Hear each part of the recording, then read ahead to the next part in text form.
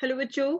सो बहुत सारे बच्चों का मेरे पास में ये मैसेज आया था कि आप हमें एक इनऑर्गेनिक केमिस्ट्री का एनसीईआरटी बेस्ड ऑन टीचिंग करवा दीजिए। तो मैं उन बच्चों से कहना चाहूंगी, बिल्कुल मैं NCERT based on inorganic chemistry आपको करवा दूंगी।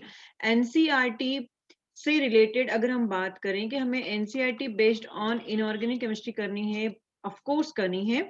बट आप एक बात ध्यान रखिए कि अगर हम प्लानिंग के साथ में एनसीईआरटी को रीड करेंगे। देखिए बच्चा, आप इनऑर्गेनिक केमिस्ट्री में ये मत सोचिए कि एनसीईआरटी को रीड कर लिया तो हमारे सारे क्वेश्चंस बन जाने हैं। एनसीईआरटी को रीड करने से क्वेश्चन तो बनते हैं, लेकिन इन बिटवीन द लाइन वहाँ पे क्वेश्चन कैसे बनते हैं ये आपको समझना पड़ेगा। इसलिए आपको एक प्रॉपर तरीके से पढ़ना है। तो देखिए, मैं आज आपको ये डिस्कस करने वाली हूँ कि हमें इनऑर्गेनिक केमिस्ट्री को पढ़ना कैसे है। अब देखिए, इनऑर्गेनिक केमिस्ट्री का जो मैक्सिमम पार्ट है वो कहाँ कवर होता है, कैसे कवर होता है, ये आपको समझना होगा। हम जनरली क्या है ना, बहुत ज्यादा इसको कॉम्प्लिकेटेड बना देते हैं और उस कॉम्प्लिकेशंस की वजह से ही हमें क्या मतलब एनसीईआरटी को भी रीड करने में मजा नहीं आता है और क्वेश्चंस को सोल्व करने में भी मजा नहीं आता है। आपके पास में सफिशिएंट टाइम मिला है नीट के एग्जाम की प्रिपरेशन के लिए। हमें 1 अगस्त को जो एग्जाम डेट आई है, अगर मैं उसको ध्यान में रखते हुए पूरा प्लानिंग करती हूँ तो आप सफिशिएंट आपके पास टाइम है। अगर आप जीरो से भी अभी तैयार करेंगे तो यकीन मानिए, अगर आप प्लानिंग के साथ में पूरा पढ़ते हैं तो बहुत अच्छा कर जाएंगे। तो देखिए, आइए बात करते हैं कि इनऑर्गेनिक केमिस्ट्री को पढ़ना कैसे है। पहले आप वो चैप्टर को पढ़िए जो आपको बेसिक चीजें पूरी क्लियर कर देती है। अगर मैं यहाँ पे बेटा क्लासिफिकेशन ऑफ एलिमेंट पढ़ना चाहूंगी तो क्लासिफिकेशन ऑफ एलिमेंट मेरे लिए बहुत ज्यादा मायने रखता है। ये वाला चैप्टर क्लासिफिकेशन ऑफ एलिमेंट इसलिए मायने रखता है क्योंकि ये हर एक ग्रुप के फिजिकल प्रॉपर्टीज के बारे में डिस्कस कर लेगा, ठीक है ना। जैसे आयनाइजेशन एनर्जी हो गया, एटॉमिक साइज हो गया, इलेक्ट्रॉन गैन एंथैल्पी हो गया, और इसमें सीधे सीधे ऑर्डर पूछे जाते हैं। तो आप चाहे एस ब्लॉक की बात करो चाहे पी ब्लॉक की बात करो, ये आपको वहां से बहुत कवर देता है। फिर आप इलेक्ट्रोनेगेटिविटी को यहाँ पे डिस्कस करते हो, जो कि उसके बेस्ड ऑन जो भी एप्लीकेशन आते हैं वो बहुत ज्यादा यहाँ पे कवर होते हैं। तो सबसे पहले आप क्लासिफिकेशन ऑफ एलिमेंट को कवर कीजिए। उसके बाद में दूसरा नंबर आता है हमारा केमिकल बॉन्डिंग का। केमिकल बॉन्डिंग जो चैप्टर है, यकीन मानिए कि इस चैप्टर से अगर आपको 2 से 3 क्वेश्चन नहीं मिले तो फिर क्या, चैप्टर का पढ़ने का मतलब ही नहीं है। केमिकल बॉन्डिंग बहुत बहुत ज्यादा जरूरी है। अब देखिए, केमिकल बॉन्डिंग में जो हम प्रॉब्लम पढ़ते हैं इनऑर्गेनिक केमिस्ट्री में, ये कंप्लीट एक चैप्टर नहीं, जबकि एक पूरा आप इनऑर्गेनिक को ये रिप्रेजेंट करता है। कैसे, यहाँ पे हम बात करते हैं स्ट्रक्चर बेस्ड प्रॉब्लम की। किसकी बात करते हैं? Structure based problem. अब ये स्ट्रक्चर बेस्ड प्रॉब्लम ऐसा नहीं है कि एक ही चैप्टर से रिलेटेड है, ये पूरी इनऑर्गेनिक केमिस्ट्री में पी ब्लॉक सारा कवर कर जाता है। जितने भी पी ब्लॉक के कंपाउंड्स बनते हैं, उनके स्ट्रक्चर्स कैसे बनते हैं, उनके बीच में आपका क्लीवेज क्या होगा, एसएस बॉन्ड कहाँ होगा, ओ बॉन्ड कहाँ होगा, ये सारी स्ट्रक्चर बेस्ड प्रॉब्लम हम यहाँ पे डिस्कस कर लेते हैं, है ना। तो आपका पी ब्लॉक का भी बहुत ज्यादा बर्डन यहाँ पे कम हो जाता है।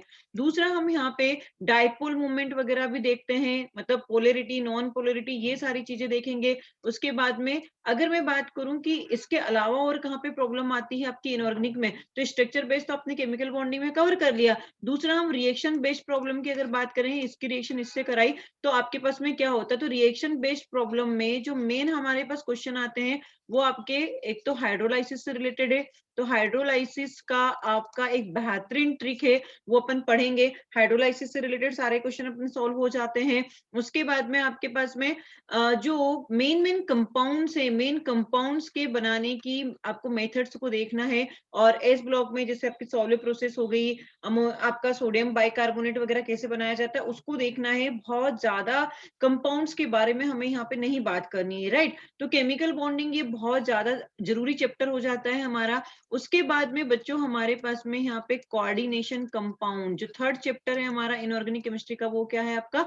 Coordination compound. ये कोऑर्डिनेशन कंपाउंड आपका डीएनए ब्लॉक को भी कवर करेगा और साथ में कोऑर्डिनेशन कंपाउंड मतलब कोऑर्डिनेशन केमिस्ट्री करके जो चैप्टर है उसको भी कवर कर जाता है। तो ये 3 चैप्टर तो आपके ऐसे हैं जो कि बहुत बहुत ज्यादा इंपॉर्टेंट है। और साथ में हमारा हम यहीं पे कवर कर लेते हैं डीएनएफ ब्लॉक एलिमेंट। अब जब आप कोऑर्डिनेशन को बहुत अच्छे से पढ़ लेते हो तो D and F block element के बारे में अलग से पढ़ना बहुत ज्यादा नहीं होता है, क्योंकि क्लासिफिकेशन ऑफ एलिमेंट में आप यहाँ पे इसके एटॉमिक साइज और आयनाइजेशन एंथैल्पी वगैरह को बहुत अच्छे से पढ़ लेते हो। फिर यहाँ पे अलग से क्या हमें, जैसे कि KMnO4 हो गया, K2Cr2O7 हो गया, इन कंपाउंड्स को यहाँ पे पढ़ना होता है। तो ये आपके 4 चैप्टर है और ये 4 चैप्टर आपको कम से कम 6 से 7 क्वेश्चन देके जाते हैं। कितने क्वेश्चन देके जाते हैं? 45 में से 6 टू 7 क्वेश्चन यहाँ से अपने को मिल जाते हैं। उसके बाद फिर आपका इनऑर्गेनिक का जो पार्ट आता है वो हमारा एस ब्लॉक एलिमेंट।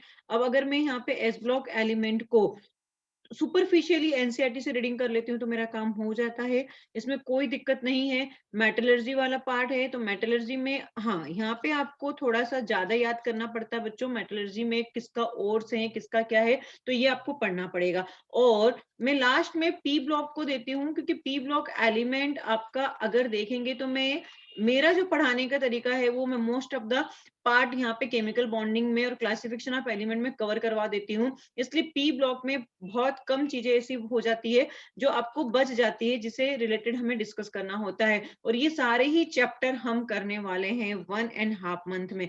कहाँ करने वाले हैं हम? हमारे चैनल पे करने वाले हैं 1.5 मंथ में। अब हमारे साथ जुड़े रहिए और हाफ मंथ में 1.5 मंथ में ये पूरी इनऑर्गेनिक केमिस्ट्री हम कंप्लीट करने वाले हैं। अब देखिए वो इसलिए करने वाली हूँ क्योंकि मेरे बहुत सारे ऐसे स्टूडेंट हैं जो मुझे मैसेज करके बोलते हैं आप एनसीईआरटी की लाइन टू लाइन रीडिंग करवा दीजिए और हमें बता दीजिए कि क्वेश्चन कैसे आएंगे। तो हम एनसीईआरटी को साथ में लेके चलते हुए यहाँ पे इन सारे चैप्टर्स की तैयारी करेंगे। लेकिन मैं बता दूं कि कुछ चैप्टर्स ऐसे हैं जहां पर अपने को एनसीईआरटी आपको नहीं पढ़नी, जैसे केमिकल बॉन्डिंग में आप एनसीईआरटी पढ़ोगे कोई मतलब नहीं, आपको नहीं समझ में आएगा इतना ज्यादा। जहां पे पढ़ना होगा मैं बताऊंगी, जैसे मेटलर्जी वाले चैप्टर में आपको एनसीईआरटी की रीडिंग करनी है, नो डाउट इसमें। अब पी ब्लॉक आप एनसीईआरटी से रीड करने जाओगे तो यहाँ पे मेरे पास में आप उलझ जाओगे। तो इस पे मैं एनसीईआरटी बेस्ड ऑन आपको नोट्स निकाल के दूंगी, उससे आप अच्छे से रीड कर लोगे। आई ना बात समझ में? तो ये हमारे पास में पूरा प्लानिंग था कि अपने को इनऑर्गेनिक केमिस्ट्री कैसे पढ़ना है। तो 15th ऑफ मार्च से हम यहाँ पे स्टार्ट कर देंगे और 15th ऑफ मार्च से हम डेली शाम को 8 बजे ये इनऑर्गेनिक केमिस्ट्री का पोर्शन लाइव कवर करेंगे। क्लियर? आपको इतना समझ में आया? ये आपकी प्लानिंग रहेगी। Thank you.